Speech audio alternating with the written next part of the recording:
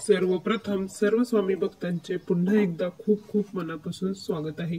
स्वामी भक्तांनो, आज आपण परळी वैजनाथ येथील रहिवासी असलेल्या एका स्वामी सेवेकरी ताईंचा खूप रोमांचक असा अनुभव बघणार आहोत। हा अनुभव ऐकताना प्रत्येक स्वामी भक्ताच्या अंगावरती नकळतपणे शहारे उभे राहणार आहे। चला तर मग वेळ न लावता या ताईंच्या शब्दात या सुंदर अशा अनुभवाला सुरुवात करूया। ताई म्हणतात, सर्वप्रथम सर्वांना श्री स्वामी समर्थ। अनंत कोटी ब्रह्मांड नायक राजाधिराज योगीराज परब्रह्म भगवान श्री स्वामी समर्थ महाराज यांच्या चरणी त्रिवार वंदन। स्वामी भक्तांनो, मी परळी वैजनाथ येथील रहिवासी आहे।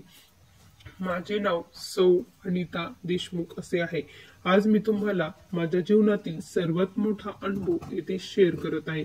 स्वामी भक्तांनो, तसे स्वामींचे खूप लहान मोठे अनुभव आतापर्यंत स्वामींनी दिले आहे। छोटे छोटे असे असंख्य अनुभव आहेत, पण जे कधीही आपण विसरू शकत नाही असे अनुभव स्वामींनी मला दिले आहेत। स्वामी भक्तांनो, मी स्वामी सेवेमध्ये येऊन जवळपास 3 वर्ष उलटून गेली आहे। स्वामींची फार काही सेवा माझ्याकडनं होत नाही, कारण नोकरी असल्यामुळे जेवढा वेळ फावला वेळ मिळेल तेवढ्याच वेळेत स्वामींची सेवा मी करत असते। आणि मला जे काही नामस्मरणाची सेवा आहे ती मात्र माझी कंटिन्यू चालू असते। माझ्या मनामध्ये सारखे नामस्मरण चालू असते।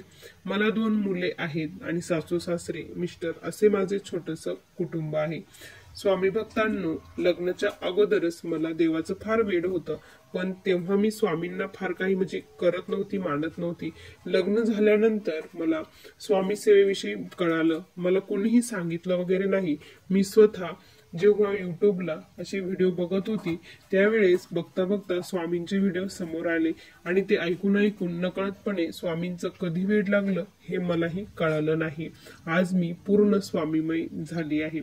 स्वामी भक्तांनो, मला एकच भाऊ आहे। त्या भावाला काय झालं की लग्न झालं आणि त्याला 2 मुलेही झाले। त्यानंतर त्याच्या डोक्यामध्ये प्रचंड चमका निघत असायचा। डॉक्टरकडे जाऊन गोळ्या घेतल्या तर फरक पडायचा, पण नंतर पुन्हा तोच त्रास त्याला सुरू होत होता। म्हणून डॉक्टरांनी त्याचा सिटी स्कॅन वगैरे सर्व काही करून बघितलं।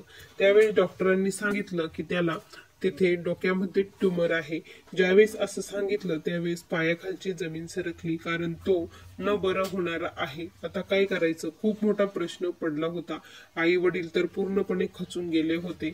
मी स्वामींकडे साकडं घालत होती, पण काहीतरी मार्ग उपाय केला पाहिजे, कुणाशी तरी बोललं पाहिजे असं वाटत होतं।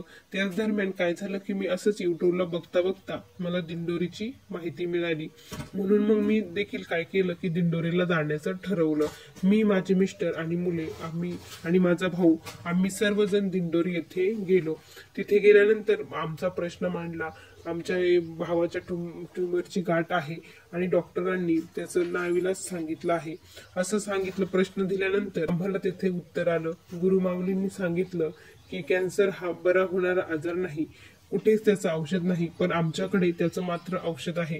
असं एक मला 100 दुर्गा सप्तशतीचे पाठ, तसेच 100 स्वामी चरित्राचे पाठ आणि त्याचबरोबर 41 दिवस धूमावती देण्याचे सांगण्यात आलं। असं सांगितल्यानंतर मग आम्ही घरी आलो। घरी आल्यानंतर आता ही सेवा एवढी करायची कोण करणार, तर मग माझे मिस्टर म्हटले की तू कर म्हणे। असं म्हटल्यानंतर मी सेवा सुरू केली। आता धूमावती तीर्थ मग मी आईला सांगितलं की तू बनवून देत जा म्हणून। मग माझी सेवा इकडे सुरू झाली। धूमावती तीर्थ त्याला रोज देण्यात चालू झालं। असं करता करता जवळपास 1 महिना पालटून गेला। 1 महिन्यानंतर पुन्हा डॉक्टरकडे गेलो, तर डॉक्टरांनी सांगितलं, पुन्हा हे चेकअप वगैरे केलं तर जो कॅन्सर होता तो कॅन्सर नाही असं सांगितलं, फक्त ती गाठ आहे आता असं सांगितलं। ती कॅन्सरचे रिपोर्ट नॉर्मल आलेले होते।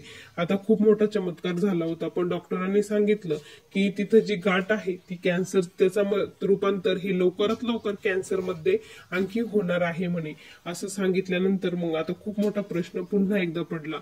मग डॉक्टरांनी त्याचं ऑपरेट करावे लागेल, खूप अवघड ऑपरेशन आहे असं सांगितलं। मग आम्ही ऑपरेशनसाठी तयार झालो। आणखी काही सेवा असेल तर घ्यावी असं वाटलं आणि पुन्हा एकदा गेलो आणि तेथूनही सेवा घेतल्या। ऑपरेशनसाठी घेण्यात आली होती। मग ऑपरेशनचा दिवस ठरला। माझ्या भावाला ऑपरेशनसाठी नेण्यात आलं। त्याला तिथे नेल्यानंतर आमचं कंटिन्यू महाराजांचं नामस्मरण तारक मंत्र चालूच होता।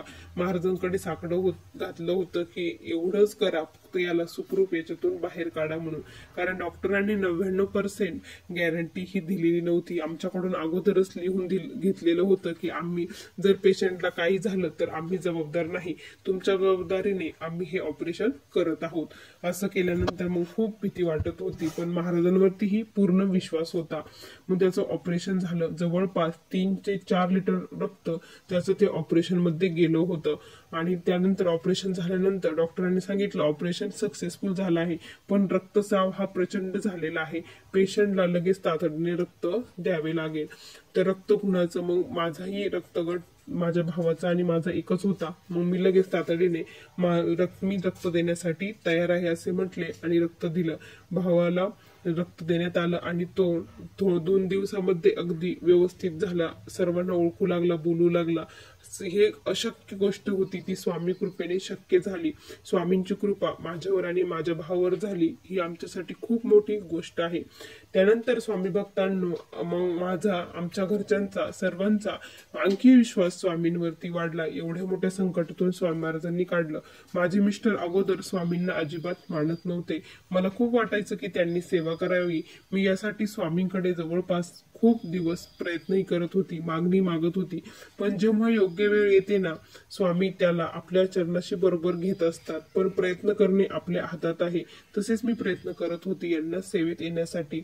आणि एक दिवस खरंच स्वामी महाराजांनी माझं ऐकलं आणि हा दिवस सोन्याचा दिवस उगला आणि माझे मिस्टर ही स्वामींना मानू लागले आणि स्वामींची सेवा करू लागले।